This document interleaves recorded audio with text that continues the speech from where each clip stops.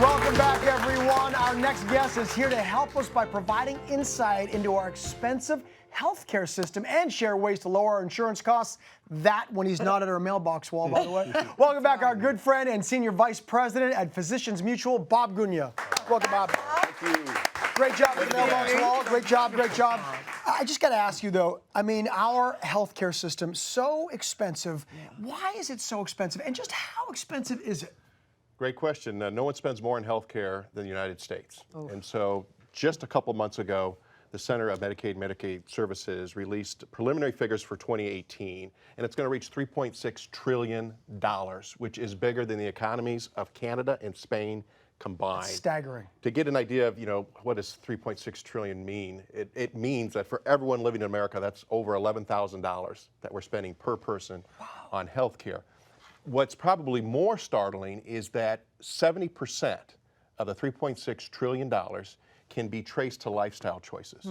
And so it's what we're eating. Right. America has the largest rate of obesity, and smoking and those kind of factors is what's driving that increase. You asked, where's the money going? So 60% of the $3.6 trillion goes to the hospitals, the providers, the doctors, when you go to a clinic. The remaining part is for pharmaceuticals. And the drugs that are being prescribed is increasing at a significant rate. And the reason for that is, it's kind of a good news, bad news thing. The good news is that they're developing specialty drugs that can help people with, let's say, a group of 10,000 people that have one real specific condition that is lifesaver for them. But it can cost tens of thousands of dollars in order to treat it. So the drugs is something that we need to get a handle on. And the best advice I give for people is when you're getting a prescription, you're like, oh my gosh, I can't afford that. Right. Ask whether or not they can lower the price. Negotiate. You can negotiate your prescription? You should negotiate everything as you access health care.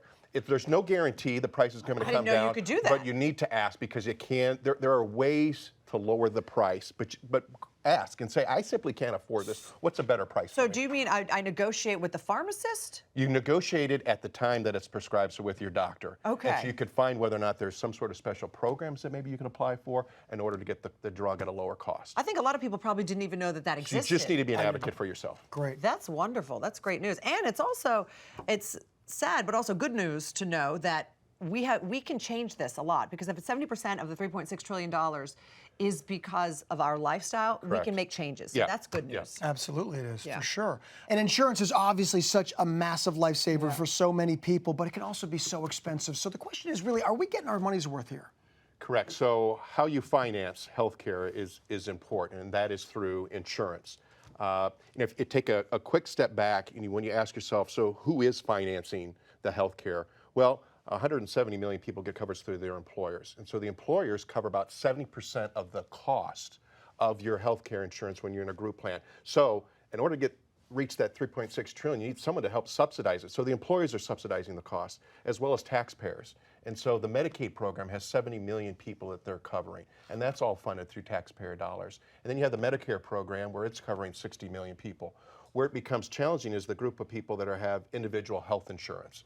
And when they have to shoulder all the costs themselves, that's where it can become a challenge in terms of the coverage.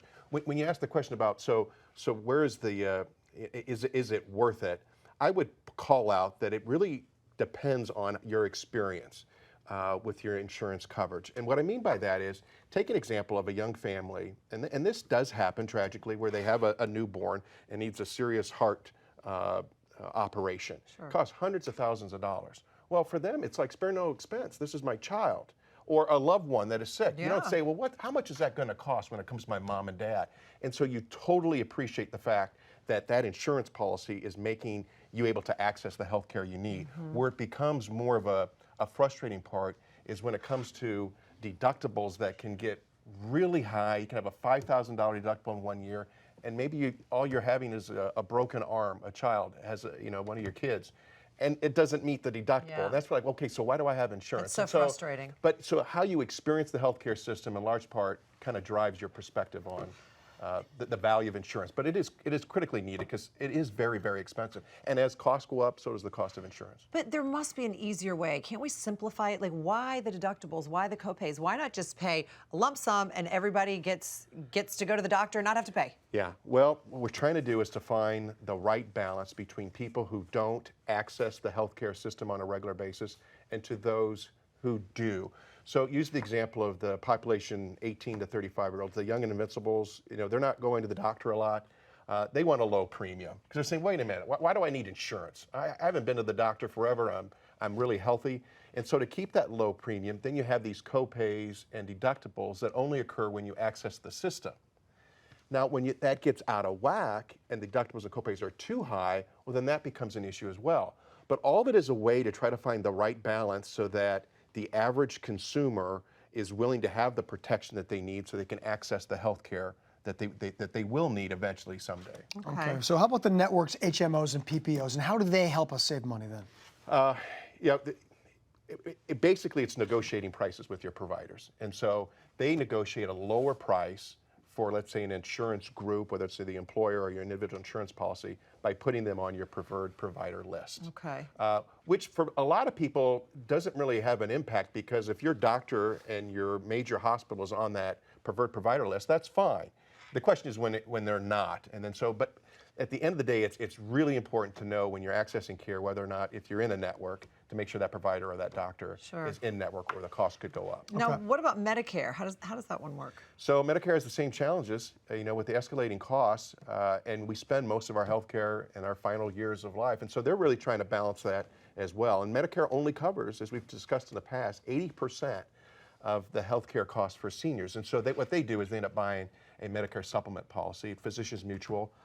We sell that policy, and what we've done is to be innovative as well to find that right balance between a deductible and a low monthly premium. And so we've come up with something that's innovative that we've got approved in all the states that basically allows you to have deductible for a shorter period of time, only in the early stages, in exchange for a life of premiums being lower than what they would be without it. And again, it's trying to be creative because we know it is a challenge for people to find a way to afford insurance. Yeah. These are all great tips. I'm going to bring it back to something that you kind of brought up initially, and that is our lifestyle and how important our lifestyle can be with respect to our overall health and our healthcare costs. So what kind of lifestyle changes can we make in order to keep those costs down? Well, there's a lot of research, and it's just starting to really take off in terms of food as medicine and moving from the pharmacy to the pharmacy and really looking at what you're putting in your body and the impacts that it can have. Folks way smarter than me are really looking into, why is it that peanut allergies are so prevalent today, but they weren't decades ago? Why is there such an increase in autism, but there weren't decades ago? And so we're really looking at your gut health, that some of the research are saying it all starts down in your gut and the things how that's impacting your overall healthcare needs. And so kudos to both of you, probably are epitome of health. Well, we're trying. Cameron and Debbie. And so what you're doing, though, the lifestyle you're living, that's the greatest impact you're having on your healthcare costs. Yeah, down just the so road. be aware of what That's you're good to eating, know. get out there and get active, and Yeah. all sorts of other things. Bob, thank you so much. Yep, you're You're welcome. plethora all of the information, incredible- my it's friend. You're true. always so good. Thank you, Bob. Thank I feel healthier already. For more information, be sure to go to physiciansmutual.com.